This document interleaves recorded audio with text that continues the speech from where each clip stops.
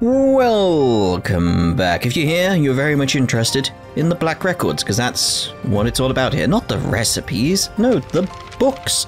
The Black Records. Now, we're not too interested in the ones we had from Cold Steel 2, because we've already gone through them, but these ones should be interesting. So we've got the founding of Heimdall, year 81. In the years following the Great Collapse, Adjudicator Arnor chose Heimdall as his base of operations, from which he planned to rebuild the land of Erebos. Before long, the city became a pillar of the region, and following that, its capital. The citizens, however, continued to suffer in their harsh post-collapse world. This is the thing, is that when I'm going to be reading these, I'm going to be contemplating what it's telling me as well, so it's like there may be some theory from this for all we know. We'll see.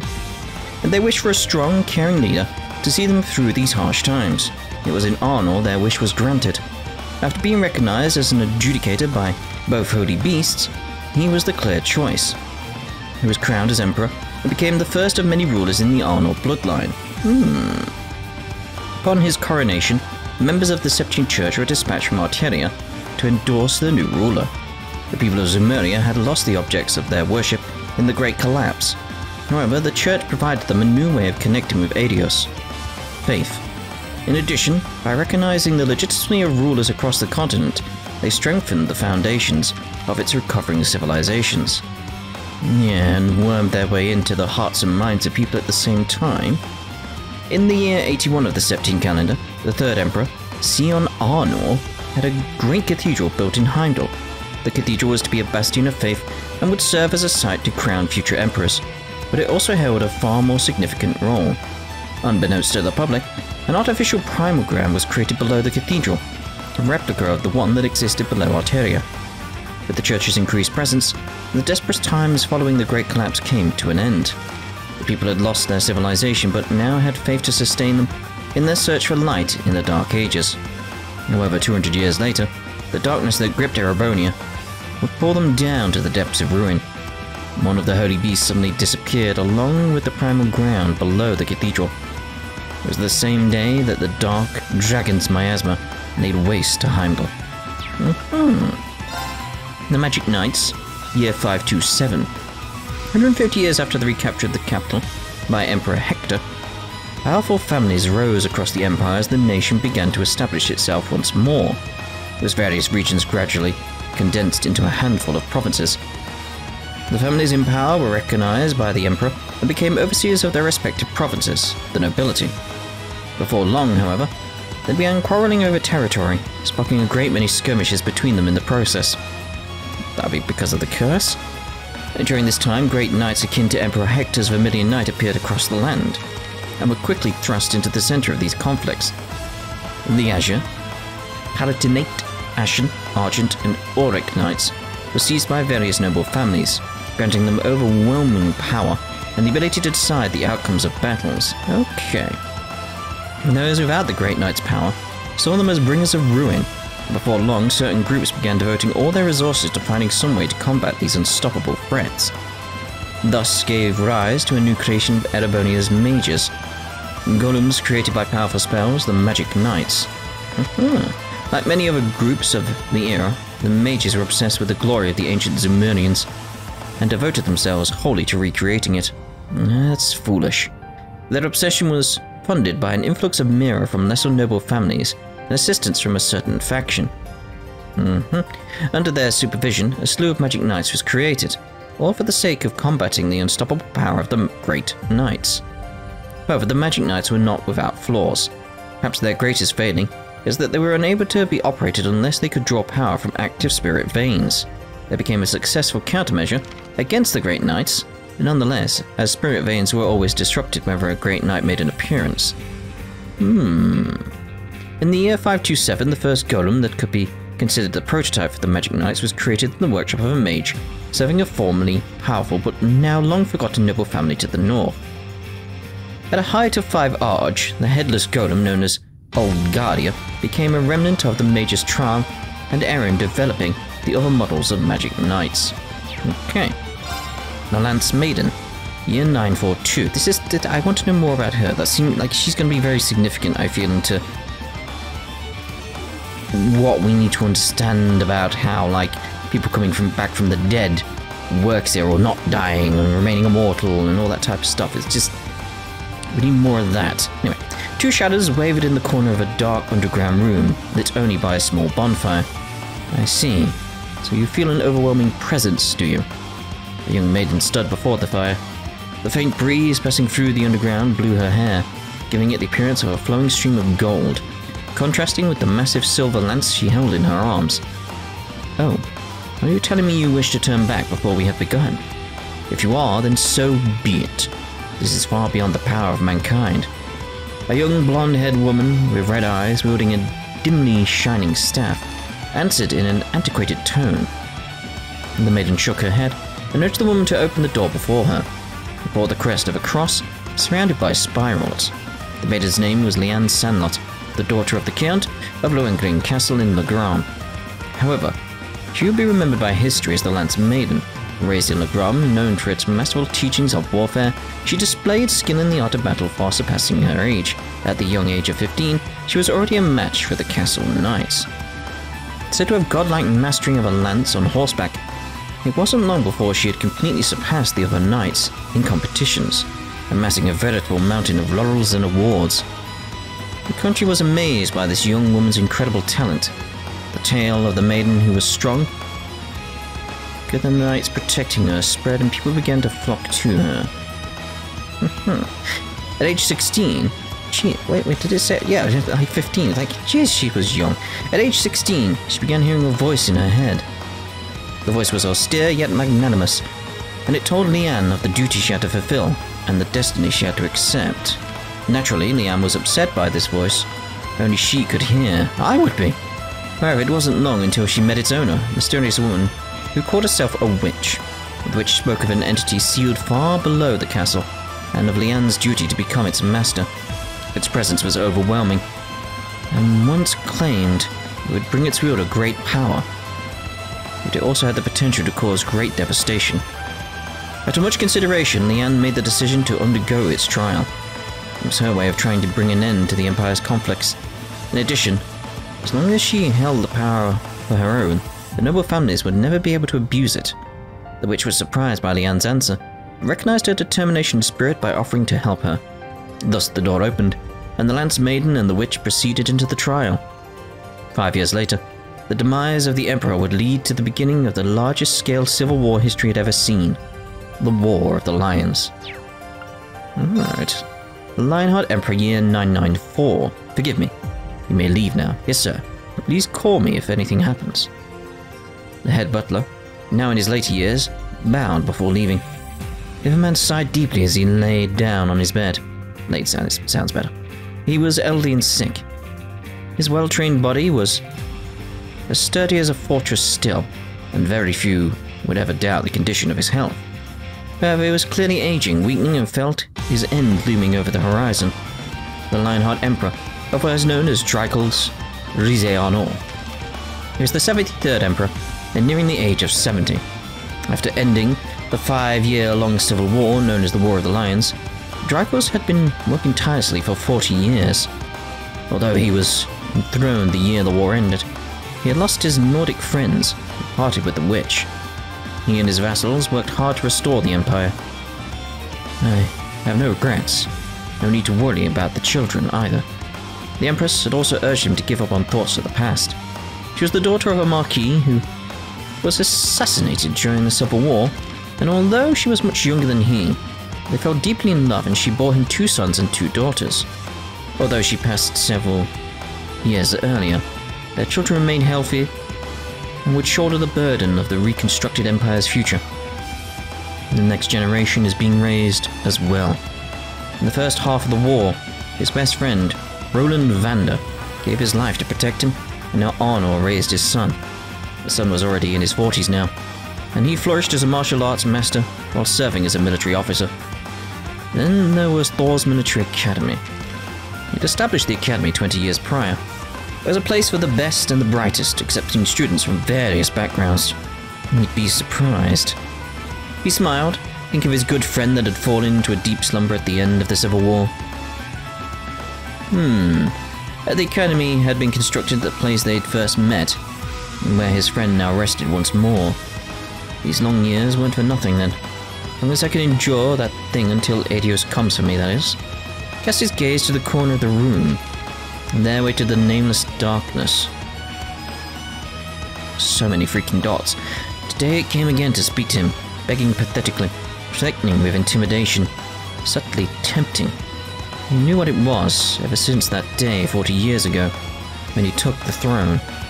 I suppose I should be happy my children and their descendants would suffer the same curse. If he were not a man with the heart of a lion, he would surely have been broken by this daily torment long ago. On this day, however, he had a second visitor. Dragons? An incredibly harmonious voice called out his name, bringing with it a wave of nostalgia. I looked up to see a woman with hair like flowing gold standing at his side. Okay, so this is going to be probably like the Great One, whispering in the ear of Emperor Dracos, and the friend he's talking about is clearly going to be Valimar as well, so it's like, okay, that we can figure out from that. Okay, Black Records 5. The Salt Pale, year 1178. On July 1st, 1178 at 5:45 AM, a great catastrophe struck Northumbria, then the Principality of Northern Sumeria. A giant white pillar suddenly appeared on the outskirts of its capital, Haliask. The pillar was comprised not of snow nor ice, but salt. As such, it was named a Salt Pale. A storm of salt spread outward from it, salinifying everything it touched. Despite only lasting a few days, its effects were felt for months afterwards, as citizens fled south seeking refuge. But it only lasted a few days. In the immediate aftermath of the catastrophe, the number of victims equaled about 1/8 of the country's population. That number rose to nearly a third of the population, with the inclusion of victims in the days that followed. I wonder if, like, because we know about the desert that's happening in the east, I wonder if it's like there's something like the Salt Pale, but instead of salt, it's sand. That could be it. That number rose to nearly a third of the population, with the inclusion of victims in the days that followed. After the incident, the Septine Church led evacuation procedures, provided aid, and employed hundreds from the Bracer Guild to help. In a short time, relief forces from Erebonia, Remeferia, Uri, Laberl, and the Republic of Calvard had assembled in Northumbria. Meanwhile, the country's leader, Prince Malmond, who had fled to a neighbouring country at the start of the catastrophe, had returned to rebuild the government. However, he was met with violence from the enraged citizens for leaving them behind in their hour of need. In the end, he was forcibly removed from power, and Northumbria became a democracy. The remnants of its former armed forces reformed as the Northern Jaegers. Erebonia, their neighbour to the south, had contradictory views on the new autonomous state. On one hand, it refused to recognise the legitimacy of the new democratic government. On the other, it eagerly welcomed the Northern Jaegers. Northumbria's extreme poverty and focus on bringing in foreign currency meant that the former soldiers were easily manipulated by the promise of imperial coin. The Jaeger Corps went around the empire, hiring themselves out to the nobility and newly developing businesses who were fighting over septium and natural resources. They turned out to be the perfect pawns for Erebonia to use in its proxy wars and internal struggles. Despite this, the massive amounts of mirror that flowed in from the Empire helped save Northumbria from its dire straits. 27 years after the catastrophe of the Salt Pale, the Empire annexed Northumbria as reparations for the Northern Jaegers' actions in the Erebonian Civil War. As before, Erebonia's vast resources ended up lifting the former independent state out of its chronic poverty. Shortly after the disaster, the Septine Church restricted access to the north half of the country. After the annexation, however, the Imperial Army's Intelligence Division began investigating the Pale, which had since been classified as an otherworldly singularity. It's singularity by name, though. The otherworldly, clearly like it's something from the outside. Or whatever the hell they... Like, I need, like, an official name. It's like, it just, in my head, it's like beyond the barrier, beyond the firmament. That's what the otherworldly thing is. So, it comes from outside there. The singularity? That's something I'll go keep an eye on. One of the Intelligence Division's collaborators has been able to confirm that members of the Church's Dominion retrieved the Salt Pale and brought it back to Arteria. It's rumoured, however, that a piece of the Pale still remains on site in Northumbria. Ooh. Alright, the Orbital Shutdown Phenomena. I think we know about this. Year 1203. Yes, 1203, February. The southern reaches of the Sutherland province. All orbital power came to a sudden stop in the area around Palm and Titus Gate. Been a relatively mild winter, but without lights, communications, or heaters, people of Palm found themselves subjugated to cold and darkness for an entire week. Sutherland's provincial army was called in to provide aid. After a short investigation, the source of the outrage was determined to be a city-sized airship that appeared over Valeria Lake in Le Burle. Would you call it an airship? In the neighbouring kingdom to the south. The floating structure had a height of 5,000 and a length of 3,000 arch. The ancient Zemurian structure drew in nearly all orbital energy from the entirety of Le Burle into itself. Thus, the southern reaches of Erebonia were affected as well. 3 days after the incident began, the Imperial Army's 3rd Armored Division moved with surprising speed from Dreknor Fortress to Palm, and then on to Titus Gate, giving support to those affected along the way. Though the Army's orbital tanks ceased to function near the Empire's southern border, they also had a large number of steam-powered tanks available, which is like, yeah, very suspicious you had those available. Using the combustion-driven models allowed them to get around without relying on orbital energy. Even the cannons themselves used gunpowder ammunition. Though it wasn't ideal, it was enough to allow them to respond to the situation. The leader of the 3rd Armored Division was Lieutenant General Zax Vander, a member of the family tasked with guarding the Imperial family, and a moderate in an army led mostly by warhawks. He felt conflicted as he led his division south into Liberlian territory. The government's stated reason for his current orders were to protect the citizens during the power outage and assist Le Burle during the current crisis. The strange part was the steam-powered tanks, which were vastly inferior to the orbital-powered models, had been commissioned by the Imperial government and provided to the army only a month before the incident. Yeah. Though the 3rd Armored Division was the first to make it to the border, a number of other divisions were on their way. In the end, the military intervention was stopped thanks to Prince Olivert of Erebonia's Imperial family and Brigadier General Cassius Bright of the Liberlian army. With the arrival of Le Burle's functioning airship, the RSA has proved they could handle the situation without Erebonia's assistance. They were given the time they needed to restore power to the region. As orbital energy returned to the southern reaches of the Empire, so did relative peace between the two nations. To certain individuals, however, it was clear that the Faceless, the Angui of Ouroboros, responsible for engineering the incident, had connection to Erebonia's intelligence division.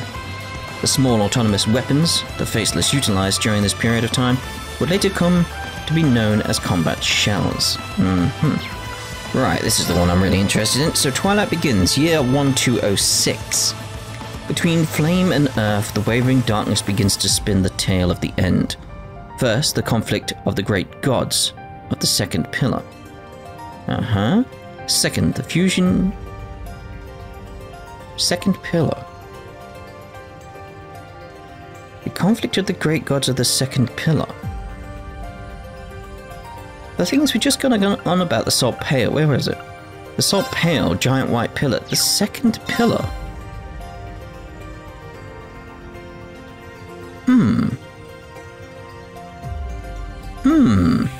I gotta keep an eye on that, because it's like conflict of the great gods of the second pillar. Because that's like that's before the Salt Pale. Based on the year it would have happened, because the second fusion of earth and flame and the completion of the 7 vessels is like that was the creation of steel. So the second pillar? Okay. Third, beginning of the 1,000-year city and the acceptance of the Graal. Fourth, the disappearance of the Holy Beast and the catastrophe of the Whispering Dragons. Fifth, the recapture of the capital and the Vermilion Curse. Sixth, the Lion's War and the sacrifice of the Holy Maiden. Okay. Seventh, the appearance of the giant pillar in the north and the unwanted Charla. You got giant pillar there, but second pillar. That's something I'm going to be holding on to for a while, I feel. Eighth, the sacrifice of the village in the 100 Days campaign. Ninth, the Great Blue Tree to the east and the appearance of the cursed castle. Thus the 1,000-year-old wish was fulfilled. When the sacrifice is made and the ancient blood flows, the path to the Graal of Erebos shall open. When the tainted holy beast is pierced by the blade of the world's end and its blood fills the Graal, the great twilight shall fall upon the land, which is everything that happened here. Now my question still comes down to who is writing these? Because it has to be someone who has the knowledge from way back. But you gotta think like, That's the gods of creation. Are they going about a pillar here? No. So it's like, I want to know, I'm like the second pillar, that's, But yeah, it goes all the way back to, like, year 81. Now, this can't be someone who's still alive, unless it's someone like a holy beast or something like that. So the only way I can think about it is, like, it's someone writing who has knowledge of the past, who has access to that kind of information, is writing about what happened. Or it's someone or something who has lived through all of it. And the only two things I can think of from that scenario is... three. It could be a Septarian writing all this. That's probably a far-fetched one compared to the other things. Or it's something like a homunculus, something that would live for long enough, given the time. Oh no, it could be an immortal person as well. No, because then the knights came later, didn't they? So that wouldn't apply to that. It depends how, like, people being immortal works. Because it could be someone there. But anyway, there's actually quite more than two options, let's put it like that. But what the other option I was thinking is that it could be something like an artifact itself that's just writing the history as it goes. So it's like, I do feel like it's something that's going along with this. So it's like my two options in my head. I think that's why I think two. My two options are, it's either something like a homunculus that's living through all these events and writing them down, or it's something like an artifact that's writing everything down. Something from that time. Those are the two things I can think of going across everything. But I just don't know. I'm doing like hand movements being like, oh, what is it? What is it? It's like, We shall see though, we shall see. Like, this is the one that gets me. The second pillar. Second pillar. Not the first, second. It's before the Salt Pale. Anyway, that's the Black Records. I'll see you in Cold Steel 4. Ta-da for now.